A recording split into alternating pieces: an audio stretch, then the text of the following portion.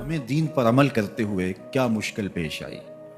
ہم تو دین کی راہوں کے مسافر ہوئے تو عزتیں پائیں، ہم نے اللہ کا نام لیا تو لوگوں نے پیار دیا، ہم نے عبادات کے طریقے اختیار کیے تو معاشرے میں شریف کہلائے۔ لیکن کتنا مشکل اور کٹھن لمحہ تھا جب کوئی اسلام لاتا تو معاشرے سے کٹ جاتا، سماجی بائیکاٹ کر دیا جاتا، وہ لوگوں سے الگ ہو جاتا۔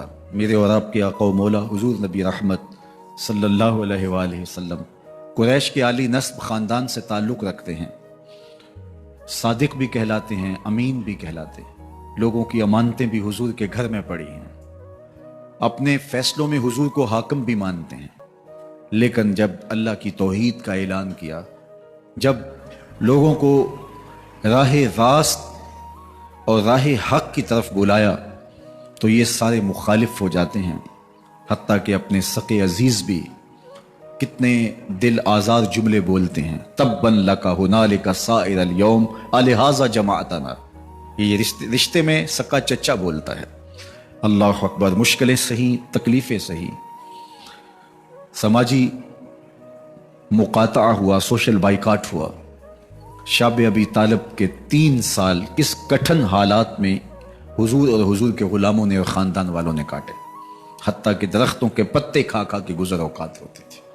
معاہدہ لکھ کے کعبۃ اللہ کے ساتھ لٹکا دیا گیا، اور یہ اتنے سنگ دل ثابت ہوئے کہ باہر سے کوئی تجارتی قافلہ آتا جس کے پاس اغذیہ ہوتی، کھانے پینے کی اشیاء ہوتی، تو ان کو ادھر جانے نہ دیتے، مبادہ کہیں یہ خرید نہ لیں۔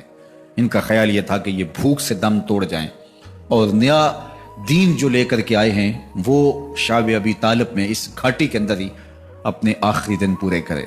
لیکن جس کو اللہ نے سر بلند کرنا ہو، عزت دینی ہو، جس دین کو پوری دنیا کے اوپر غالب ہونا تھا، اس کو کون روک سکتا تھا؟ اللہ کے محبوب علیہ الصلوۃ والسلام نے محنت، تندہی، کوشش اور کد و کاوش کے ذریعے لوگوں تک پیغام حق کا ابلاغ کیا۔ سب سے پہلے حضور کی اہلیہ حضرت سیدہ خدیجہ الکبریٰ رضی اللہ تعالی عنہا ایمان لاتی ہیں۔ حضور علیہ السلام کے قریبی دوست، گہرے دوست حضرت سیدنا ابو بکر رضی اللہ تعالی عنہ ایمان لاتے ہیں۔ حضرت علی المرتضیٰ رضی اللہ تعالیٰ عنہ اگرچہ نو عمر ہے لیکن سینے پہ ہاتھ رکھ کے کہتے ہیں جان و دل فدا کروں گا حضور آپ پہ۔ حضرت بلال حبشی اسلام لاتے ہیں، حضرت عمار ابن یاسر، حضرت سمیہ، حضرت یاسر اسلام لاتے ہیں۔ 38 لوگ ایک ایک کر کے اسلام میں داخل ہوئے۔ کفار تو چاہتے تھے کوئی دوسرا شخص ان کے ساتھ کھڑا نہ ہو، تو جب 38 لوگ حضور کے ساتھ کھڑے ہو گئے تو ان کے لیے بڑا اذیت ناک لمحہ تھا کہ یہ تحریک جس کو ہم روکنا چاہتے ہیں یہ پھیلتی چلی جا رہی ہے، لوگ اس کے ساتھ شامل ہوتے چلے جا رہے ہیں، اور لوگ ان کے لیے محبتیں اور ان کے لیے پیار پیش کرتے چلے جا رہے ہیں۔ عبداللہ ابن جدعان کے گھر کے قریب سے میرے حضور گزر رہے تھے کہ ابو جہل نے دیکھ لیا اور ہاتھ میں نوکیلا پتھر پکڑا اور حضور پہ حملہ آور ہو گیا۔ آقا کریم علیہ السلام نے کوشش کی کہ الجھاؤ پیدا نہ ہو، لیکن یہ اس بات پہ تلا ہوا تھا کہ حضور کو اذیت دے۔ اس نوکیلے پتھر سے حملہ آور ہو کے حضور کو گہرے زخم دیتا ہے، حتیٰ کہ حضور کے مبارک بدن سے خون بہنے لگ جاتا ہے۔ وہاں سے حضور سین حرم میں پہنچتے ہیں اور اللہ کے حضور سر بسجود ہو جاتے ہیں۔ حضور کے چچا حمزہ بن عبد المطلب ابھی اسلام نہیں لائے تھے، وہ شکار کھیل کے واپس آ رہے ہیں، اور جب وہ شکار کھیل کے آتے تھے تو بڑا اترا کے چلتے تھے۔ انہوں نے سنا کہ 2 لونڈیاں آپس میں بات کر رہی ہیں۔ اس کو پتا ہوتا نا کہ اس کے بھتیجے کے ساتھ کیا سلوک ہوا ہے تو یہ کبھی بھی ایسی چال نہ چلتا، اس کی ٹوری کوئی اور ہوتی۔ تو رک گئے، قدم خود بخود ٹھہر گئے، روک کے پوچھا کیا ماجرا ہوا؟ کہا تمہارے بھتیجے کو ابو جہل نے مارا ہے اور اس کے نازک بدن سے خون بہتا رہا۔ وہ خاموش تھا لیکن اس نے جان بوجھ کے زیادتی کی اس پر، بس غصے میں بپھر گئے۔ سین حرم کے آس پاس قریش اپنی مسجدیں جمائے بیٹھے ہوتے تھے ٹولیوں کی شکل میں۔ آج امیر حمزہ آئے اور ابو جہل کو تلاش کر کے اپنی کمان کو زور سے اس کے سر پہ مارا، اور اس کا سر پھٹ گیا، اور ساتھ بولے تم نے ہمارے بھتیجے کو لاوارث سمجھا ہے؟ اب اس کے حوالی کھڑے ہو گئے، لیکن ابو جہل بڑا کائن شخص تھا، اس نے سمجھا کہ یہ تو اب تنہا ہیں، لیکن لڑائی کی آگ روشن ہوگی تو بنو ہاشم بھی نکل آئیں گے تو یہ لڑائی لمبی ہو جائے گی، تو اس کا سبب میں ہوں، قصور میرا ہے۔ اس نے کہا بس بس مجھ سے غلطی ہو گئی، اس طرح اس نے بات کو ٹال دیا۔ اب حضور کے چچا حضور کو ڈھونڈ رہے ہیں۔ سین حرم میں حضور علیہ السلام اللہ کے حضور سر بسجود ہیں، یہ پاس جا کے کھڑے ہو گئے اور کہا یا ابن اخی، اے میرے بھائی کے بیٹے، اے میرے بھتیجے۔ لیکن حضور سر نہیں اٹھایا۔ اللہ کے حضور اپنے دکھڑے بیان کر رہے ہیں، اسی کسے دے کچھ نہیں لگ دے تے نہ کوئی ساڈا دردی۔ اللہ کے محبوب علیہ السلام اللہ کے حضور سر بسجود ہے۔ انہوں نے پھر کہا یا ابن اخی، اے میرے بھائی کے بیٹے، اور انہیں بے چینی ہے کہ بتاؤں کہ حوصلہ رکھو میں تمہارا بدلہ لے لیا، لیکن حضور سر نہیں اٹھا رہے۔ تیسری مرتبہ پھر آواز دی تو حضور نے سر اٹھایا، آنکھیں آنسوں سے بھری ہوئی تھی، تو برجستہ کہا بھتیجے میں تمہارا بدلہ لے لیے۔ میرے حضور نے فرمایا چچا مجھے اس کی کوئی خوشی نہیں ہوئی۔ یہ حیرت زدہ ہو گئے کہ اتنا بڑا کام، اس وقت مکے کا اتنا بڑا سورما، اور میں اس سے ٹکرا کے آیا ہوں اور یہ کہہ رہے ہیں مجھے کوئی خوشی نہیں ہوئی۔ قسمت اچھی تھی۔ بولے بھتیجے تم کیسے خوش ہوتے ہو؟ کہا جس رب کو میں مانتا ہوں اس کو تم بھی مان لو۔ تو امیر حمزہ کی قسمت اچھی تھی تو آگے بڑھے اور اسلام قبول کر لیا۔ 38 لوگ پہلے مسلمان تھے، یہ 39 میں مسلمان ہو گئے۔ بس ان کا اسلام لانا مسلمانوں کے لیے تسکین قلب کا سامان ہوا۔ حضور کی آنکھوں میں امٹتے ہوئے آنسو، آگے بڑھے، کعبے کو غلاف کو پکڑا، کہا اللہم اعز الاسلام باحب الرجلین الیک بعمر ابن الخطاب اور بعمر ابن حشام۔ اے اللہ ایک شیر دیا ہے، ایک شیر اور دے دے، اب تیری مرضی، یا عمر بن خطاب دے دے یا عمر بن حشام دے دے۔ اگرچہ اس نے میرے اوپر پتھر برسائے ہیں، مجھے زخمی کیا ہے، لیکن اگر دین کی تقویت اس سے ہو سکتی ہے تو مالک مجھے کوئی غصہ نہیں۔ چاہے عمر بن حشام، یہ ابو جہل کا نام ہے، مجھے چاہے ابو عمر بن حشام دے دے یا عمر بن خطاب دے دے، ایک شیر دے دیا، ایک شیر اور عطا کر دے۔ حضور کعبہ کے غلاف سے لپٹ کے اللہ کے حضور دعائیں مانگ رہے ہیں۔ 39 لوگ اسلام لا چکے ہیں، 40ویں کا انتظار ہے۔ اللہ کے محبوب علیہ السلام کی دعائیں ہیں، حضور کی التجائیں ہیں۔ ادھر یہ خبر پورے مکے میں پھیل جاتی ہے کہ حمزہ بھی ایمان لے آئے۔ کفار پر سراسیمگی سی کیفیت پیدا ہو جاتی ہے کہ ہم تو سمجھتے تھے کہ یہ 2-4 لوگ ہیں، 10, 15, 20 لوگ جمع ہو جائیں گے، اور اس طرح کے لوگ بھی اگر ان کے ساتھ شامل ہو گئے تو ان کا راستہ نہیں روکا جا سکے گا۔ وہ سر جوڑ کے سوچنے لگے، ابو جہل کو کوسنے دینے لگے، اس نے کیوں یہ ظلم کیا کہ اس کا نتیجہ یہ پھر ہمیں بھگتنا پڑ رہا ہے، اس کے لیے کوئی تدبیر کرنی چاہیے، اس کے لیے کوئی حکمت سوچنی چاہیے۔ 26 سال کا نوجوان ہے، خطاب کا بیٹا ہے، نام عمر ہے، اپنے گھر کے اندر پیچ و تاب کھا رہا ہے کہ اگر یوں ہی اسلام پھیلتا رہا تو ہمارے بتوں کے خلاف اٹھنے والا یہ نظم اتنا پھیل جائے گا کہ روکنا مشکل ہو جائے گا، آباء و اجداد کی کہانیاں ختم ہو جائیں گی، یہ ایک نیا دین ایسے پنپتا رہا تو پھر اس کو روکا نہیں جا سکے گا، کون روکے؟ دل میں خیال آیا اس کا ایک ہی حل ہے کہ بانی اسلام کی زندگی کا چراغ گل کر دیا جائے، لیکن یہ اتنا بڑا کام کون کرے؟ سوچا خود کروں گا۔ اٹھتی جوانی اور یہ پہلوانی کا زمانہ تھا عمر بن خطاب کا، اعضاء میں توانائی، طبیعت میں جوش، تلوار حمائل کی۔ دوپہر کے وقت خیال آیا تو کڑکتی دوپہر میں چل پڑے۔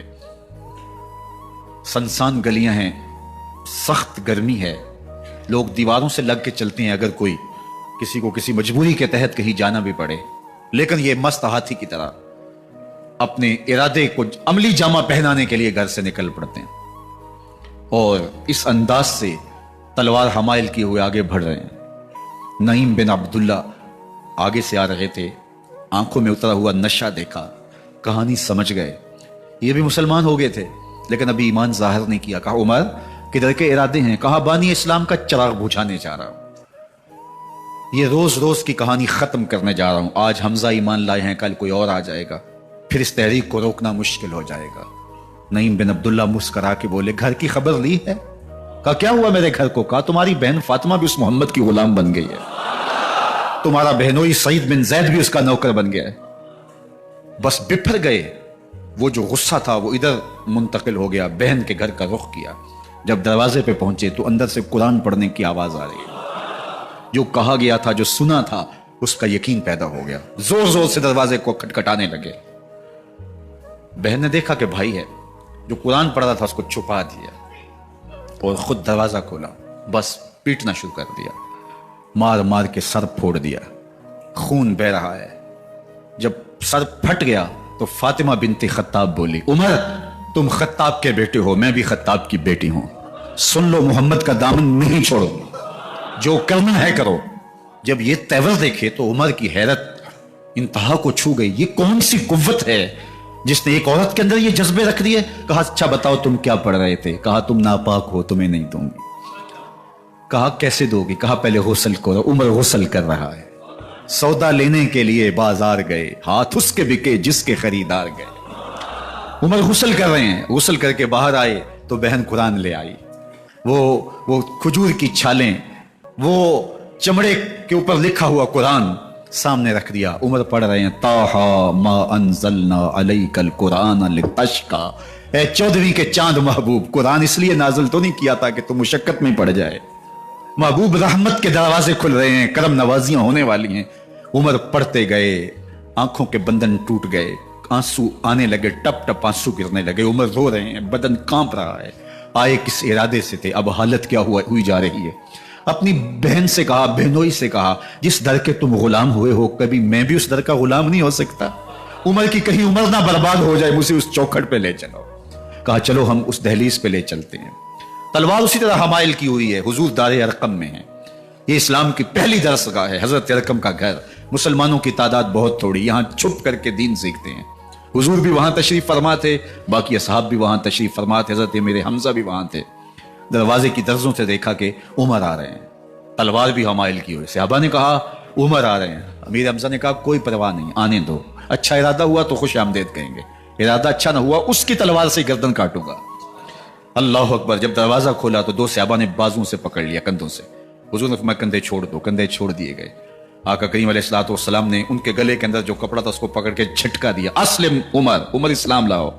اللہ اکبر. اور ساتھ حضور نے حضرت عمر کے دل پہ ہاتھ رکھے، اللہم اہد قلبہ، اللہ عمر کے دل میں ہدایت ڈال دے. بس یہ جملہ کہنے کی دیر تھی اور حضور کا ہاتھ پھرنے کی دیر تھی. اندر سے کفر دھلتا چلا گیا اور عمر نے کہا اشہد ان لا الہ الا اللہ واشہد انک رسول اللہ. جب یہ پڑا کلمہ تو حضور کی زبان سے بے ساختہ نکلا اللہ اکبر، اور صحابہ نے بھی اللہ اکبر کہا اور اس زور سے کہا کہ مکے کی گلیاں گونجنے لگی.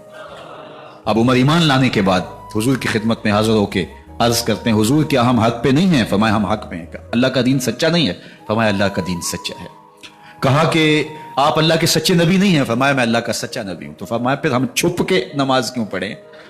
کہا کہ عمر تم جانتے ہو حکمت ہے، اتنے جو ہے وہ ہماری تعداد نہیں اور کفار کا جور و ظلم و ستم. عرض کی حضور ہم کعبۃ اللہ میں جا کے نماز پڑھیں گے. مسلمانوں کی دو صفیں بن گئی، ایک صف کی قیادت امیر حمزہ کر رہے ہیں، ایک صف کی قیادت حضرت فاروق اعظم کر رہے ہیں، درمیان میں حضور چل رہے ہیں. اور روایات میں آتا ہے حضرت عمر چلتے جاتے ہیں اور ساتھ لا الہ الا اللہ پڑھتے چلے جا رہے ہیں. اور پھر جا کے وہاں پہنچے تو وہاں جو صنادید قریش تھے ان پر سختہ طاری ہو گیا. حضرت عمر رضی اللہ تعالیٰ عنہ جب ایمان لائے تو آپ نے ایک ایک کافر کے گھر کے دروازے پہ کھڑے ہو کے کہا، جب کوئی بھی شخص مسلمان ہوتا تو کفار اس کو مارتے، زود و کوب کرتے، ظلم کرتے، ستم کرتے، گھسیٹتے بازاروں میں. لیکن حضرت عمر ایمان لائے تو ایک ایک شخص کے دروازے پر کھڑے ہو کر کے کہا کہ تم کمزوروں کو مارتے تھے، میں تمہیں بتانے آیا ہوں میں محمد عربی کا نوکر بن گیا ہوں. بلکہ آپ نے اعلان کیا جس نے اپنی بیوی کو بیوہ اور بچوں کو یتیم کروانا ہو اور اپنے ماں باپ کی کمر کو جھکانا ہو وہ عمر کے مقابلے میں آئے. اللہ اکبر. زنیرہ نامی ایک خاتون تھی، بہت کمزور. راوی کہتا ہے کہ اس کی ہڈیوں میں گودا نہیں تھا، عشق رسول تھا. اور اس کا ظالم آقا اس کو مارتا ہے اور جب مار مار کے تھک جاتا ہے ادھر سے عمر آ رہے ہیں. یہ اسلام لانے کے پہلے کی کہانی ہے. تو ادھر سے عمر آ رہے ہیں تو اس نے کہا عمر تم جوان آدمی ہو تو یہ چھوڑتی نہیں ہے اپنے نبی کا نام، ذرا تم آؤ. تو عمر کوڑا پکڑ لیتے اسے مارتے ہیں.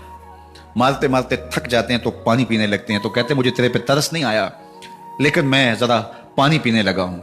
اور پھر گلے کے اندر کپ ڈال کر کے کوڑا اور اس کی رسی کو بل دیتے ہیں اور اس کی آنکھیں باہر نکل آتی ہیں اور کہتے ہیں بلا اپنے نبی کو جو تیری آنکھوں کی بینائی واپس کرے. اللہ اکبر. تو اس نے آسمان کی طرف منہ کر کے کہا مالک میں کبھی بھی آنکھوں کی بینائی نہ مانگتی، لیکن اب تیرے نبی کی عزت کا سوال ہے. آنکھوں کی بینائی واپس ہو جاتی ہے. زنیرہ کو بڑا مارا. آج عمر گلیوں میں آنکھوں میں آنسو ہیں اور عجیب دل بےتاب ہے اور کہتا ہے آؤ بھائی میں حضور کا غلام بن گیا ہوں، تمہیں بتانے آیا ہوں. زنیرہ نے موڑ کاٹا تو آگے عمر یہ آواز دے رہے تھے. زنیرہ ایک کونے پہ کھڑے ہو کے رو کے کہتی ہے عمر تم تو بڑے اس دن جوش و غضب میں تھے اور تم مارتے ہوئے تھکتے نہیں تھے. تو عمر نے کہا زنیرہ اس دن میں نے دیکھا نہیں تھا، اب میں محمد عربی کو دیکھ آیا ہوں. جنہ ویکھیا نہیں ہو کرن گلاں، جنہ ویکھیا نہیں ہو کرن گلاں، جنہ ویکھیا ہو تے بول دے نہیں، جڑے محرم راز حقیقت دے اور راز حقیقت کھول دے نہیں. تو حضرت عمر رضی اللہ تعالیٰ عنہ ایمان لائے. حضرت عبداللہ ابن مسعود رضی اللہ تعالیٰ عنہ فرماتے ہیں کہ حضرت عمر کا ایمان لانا مسلمانوں کے لیے عزت کا سبب تھا. ان کا ہجرت کرنا مسلمانوں کی نصرت تھی اور ان کی خلافت مسلمانوں کے لیے رحمت تھی. حضرت عمر رضی اللہ تعالیٰ عنہ وہ ہیں کہ میرے حضور نے فرمایا لوگوں جب نیک لوگوں کا ذکر کرو تو میرے عمر کا تذکرہ ضرور کیا کرو. میرا عمر وہ ہے کہ جب وہ ایک جگہ ایک سمت سے آ رہا ہو، ایک گلی اور بازار سے آ رہا ہو تو شیطان بھی آ رہا ہو عمر کو دیکھ کے راستہ تبدیل کر لیتا ہے. حضرت عمر رضی اللہ تعالی عنہ کی طبیعت کے اندر جو جاہ و جلال تھا، طبیعت کے اندر جو سختی تھی، وہ اسلام کے اندر آ کر بھی قائم رہی. اور آپ نے وہی سختی، وہی جاہ و جلال جو پہلے مسلمانوں کے خلاف تھا، اب کفار کے خلاف، منافقین کے خلاف حضرت عمر کی طبیعت کے اندر وہ جوش و خروش بدستور موجود رہا. لیکن جس دن آپ خلیفہ بنے تو اس دن آپ نے ممبر پہ چڑھ کے جو خطبہ دیا اس میں کہا لوگوں میں سخت اس لیے تھا کہ رسول اللہ نرم تھے، پھر میں سخت اس لیے تھا کہ حضرت ابوبکر صدیق نرم تھے، اب میں تخت خلافت پہ بیٹھا ہوں، اب میری سختی جو ہے وہ نرمی میں تبدیل ہو گئی. صرف فاسقوں، فاجروں اور باغیوں کے لیے میں سخت ہوں، باقی تمہارے لیے نرم ہوں. سب سے کم جو تنخواہ بیت المال سے اگر کسی وجود نے لی ہے تو وہ حضرت عمر رضی اللہ تعالیٰ عنہ نے لی. صرف 2 جوڑے لیتے تھے سال میں، اور راوی کہتا ہے کہ میں نے دیکھا ہے کہ اس میں بھی 17 پیوند لگے ہوتے تھے. حضرت عمر رضی اللہ تعالیٰ عنہ کا طرز زندگی، آپ کا انداز معاشرت اور آپ کا انداز خلافت، ہر لمحہ آپ کی زندگی کا اٹھا کے دیکھیے کتنی مرتبہ قرآن حضرت عمر کی رائے کے مطابق نازل ہوا ہے. اللہ تعالیٰ جل شانہ نے ان کو صاحب الہام بنایا تھا.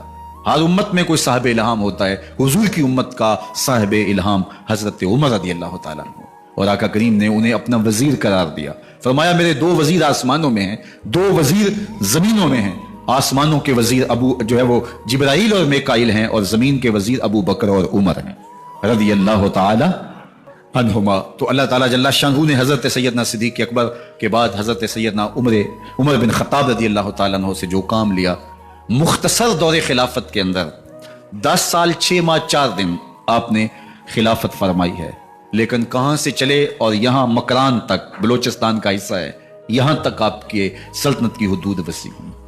ادھر آرمینیا تک جا پہنچے، حمص فتح کیا، قادسیہ، یرموک. آپ ذرا دیکھیے کہ کہاں تک آپ کی فوجوں کے گھوڑے دوڑتے رہے، اور اللہ تعالیٰ جل شانہ نے ان کو جو توانائی، عدل و انصاف کی قوت عطا فرمائی.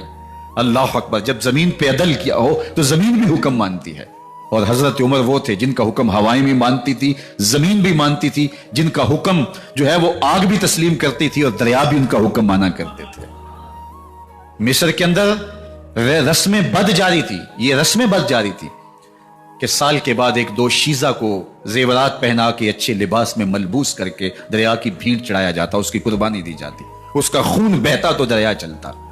جب اسلام مسلمانوں نے مصر فتح کیا تو گورنر نے لکھا کہ اسلام تو اس طرح کی رسوم کی اجازت نہیں دیتا، لیکن خشک سالی ہے، لوگوں کی فصلیں ویران پڑی ہیں، تو حضرت کیا کیا جائے.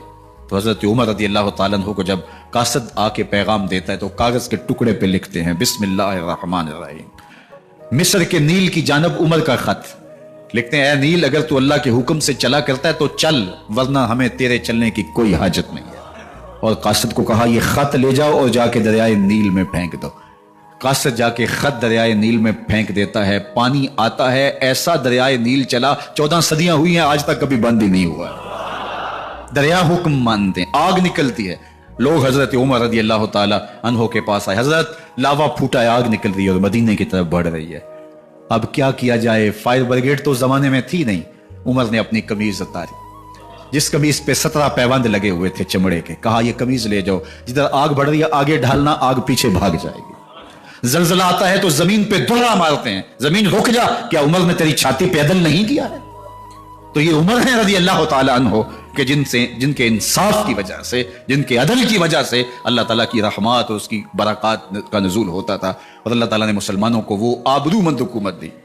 कायनात की तारीख के अंदर ऐसी हुकूमत आपने नहीं देखी होगी जो हजरत उमर ने हुकूमत की है। अल्लाह अकबर। फरमाया फुरात के किनारे पे एक कुत्ता भी प्यासा मर गया तो इसका हिसाब भी उमर से होगा। जब इतने इलाके फतह हो गए तो एक दिन हजरत उमर बैठ के रो रहे थे, तो किसी ने कहा हजरत रो क्यों रहे हैं?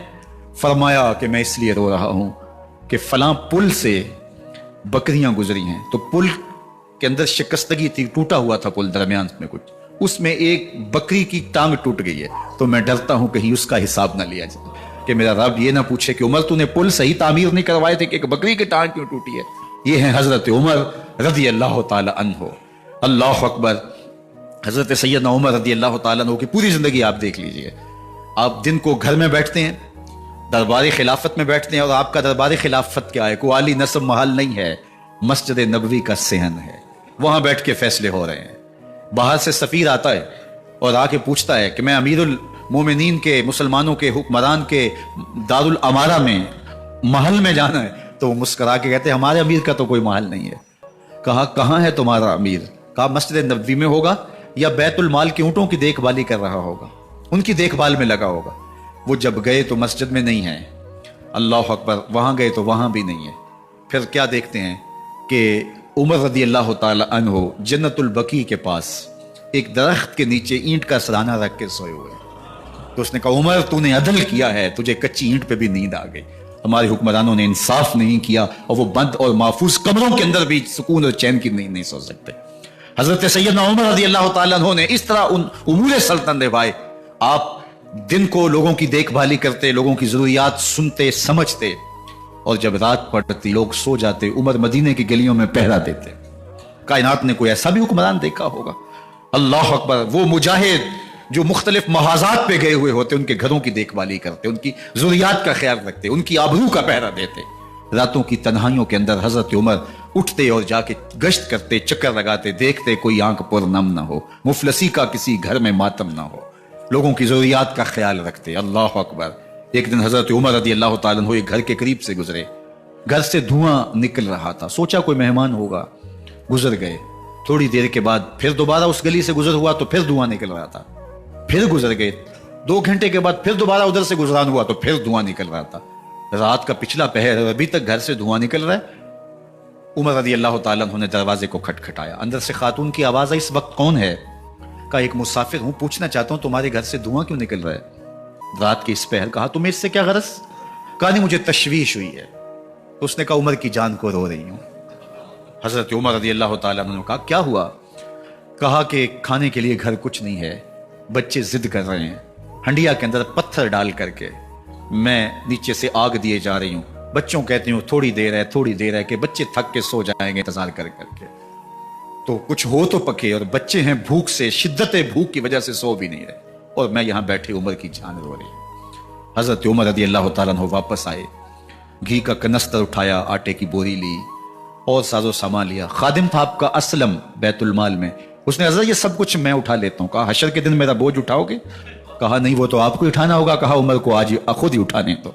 और उठा के उनके घर आए और घर आके उनको सब कुछ दिया। और फिर उसके बाद जब खाना तैयार हुआ, बल्कि रिवायत में आता है कि जब आग जला रही थी तो उमर झुक झुक झुक के चूल्हे में फूंके मार रहे थे। अल्लाह अकबर। उस खातून को नहीं पता कि ये कौन है, ये कोई अजनबी मुसाफिर है, मेरी मदद कर रहा है।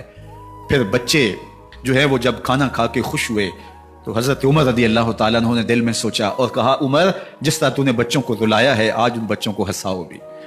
तो बच्चे बैठे हैं तो उमर कभी इधर जाते हैं कभी उधर जाते हैं। जिस तरह बच्चों को खिलाने के लिए जो है वो घुटनों के बल और हाथों के बल लोग चलते हैं, हजरत उमर यूं चलते हैं और वो बच्चे मुस्कराते हैं।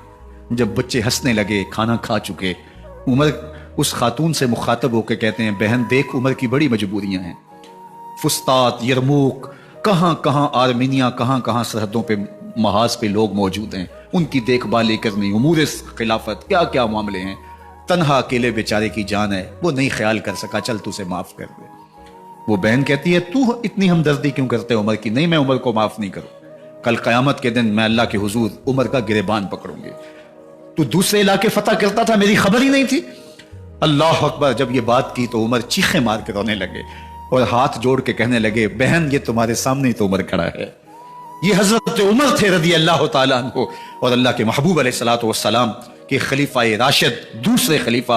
10 साल 6 माह और 4 दिन आपने खिलाफत की।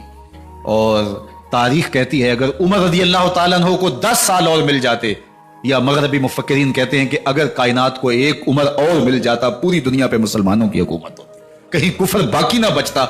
लेकिन बदबातन लूलू फिरोज नामी एक मजूसी गुलाम ने नमाज फजर पढ़ते हुए हजरत उमर बिन खत्ताब रदी अल्लाह तआला अन्हु पे हमला किया। जहर में बुझा हुआ खंजर आपके जिस्म में सरायत कर दिया। आप वहां से उठा के घर लाए गए और 4 दिन तक मुसलसल आप इस अजियत और तकलीफ में रहे। जब आखिरी वक्त आया तो अपने बेटे को बुलाया, कहा बेटा मैंने उम्मुल मोमिनीन सैयदा आयशा रदी अल्लाह तआला अन्हा से पूछा हुआ है कि मेरे मरने के बाद हुजूर अलैहिस्सलाम की कुर्बत में मुझे जगह दे दी जाए। हो सकता है मैं अमीरुल मोमिनीन मुसलमानों का खलीफा हूं, तो इस वजह से उन्होंने इजाजत दे दी हो, जब मैं फौत हो जाऊं तो जाहिर खलीफा नहीं रहूंगा, तो फिर जाके उनको दोबारा कहना कि मेरे बाप का पैगाम है, अगर वो इजाजत दें तो मुझे हुजूर की कुर्बत में दफन कर देना, और अगर वो इजाजत ना दें तो फिर जन्नतुल बकी में मुझे दफन कर देना। जब हजरत सैयदना उमर बिन खत्ताब रदी अल्लाह तआला अन्हु का इंतकाल हो गया तो आपके साहबजादे इब्न उमर हजरत आयशा रदी अल्लाह तआला अन्हा के पास गए, कहा कि मेरे बाप का सलाम है आपके नाम। उन्होंने आपको जिंदगी में कहा था कि हुजरा अनवर में सैयदना सिद्दीक अकबर के साथ 2 गज जगह मुझे भी नसीब हो जाए, तो आपने इजाजत दे दी थी। तो मेरे वालिद गिरामी ने फौत होते हुए कहा कि दोबारा उम्मुल मोमिनीन के पास जाना और दोबारा पूछना। उस वक्त तो मैं अमीरुल मोमिनीन था, हो सकता है वादा कर लिया हो, लेकिन अब अगर आप इजाजत दें तो यहां हम कब्र उनके लिए खोद लें, वरना हम जन्नतुल बकी में दफन कर दें। तो उम्मुल मोमिनीन सैयदा आयशा रदी अल्लाह तआला अन्हा रो पड़ी और फरमाया ये जगह मैंने अपने लिए रखी थी, लेकिन उमर ने इस्लाम के लिए खिदमत इतनी की है कि मैंने खुद तरजीह दी है, इसलिए मैं इजाजत देती हूं कि यहां उमर को दफन किया जाए। अल्लाह अकबर। और फिर वहां हजरत उमर रदी अल्लाह तआला अन्हु को दफन किया गया। ये कब्र मेरे हुजूर की है, साथ हजरत सिद्दीक अकबर हैं, साथ हजरत उमर फारूक रदी अल्लाह तआला अन्हु हैं।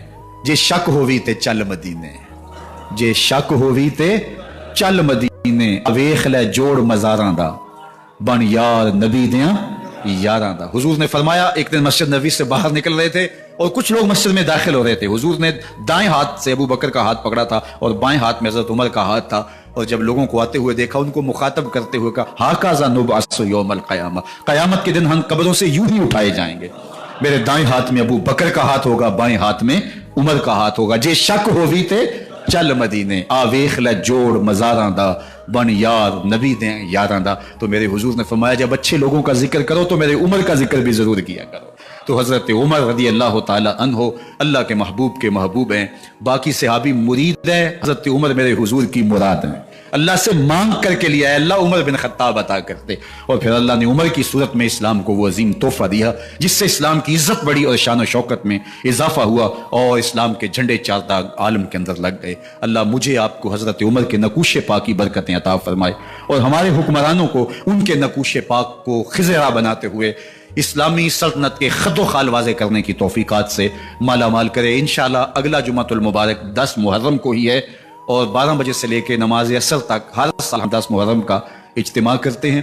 तो इस मरतबा इंशाअल्लाह जुम्मतुल मुबारक का खुतबा भी इसमें शामिल हो गया और ज़्यादा बरक़ात इसकी नसीब होंगी, और नमाज जुमा के बाद इंशाअल्लाह जो है वो महफ़िल पाक भी होगी।